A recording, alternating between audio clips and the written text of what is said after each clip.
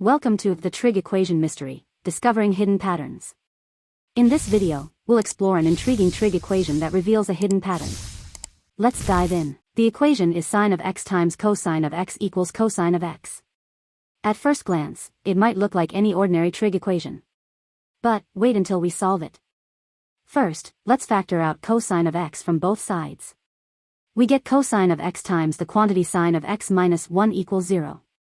This equation has two solutions, when cosine of x equals 0 or when sine of x minus 1 equals 0.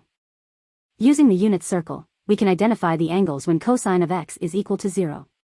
The solutions are x equals pi over 2 and 3 pi over 2.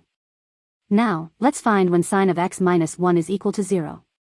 We set the equation equal to 0 and solve for x. The solution is x equals pi over 2. So, our solutions for the original equation are x equals pi over 2 and 3 pi over 2. But the unique pattern here is that pi over 2 appears as a solution for both parts of the equation after factoring. This is just one example of the hidden patterns in trig equations. There are many more equations with similar unique patterns waiting to be discovered.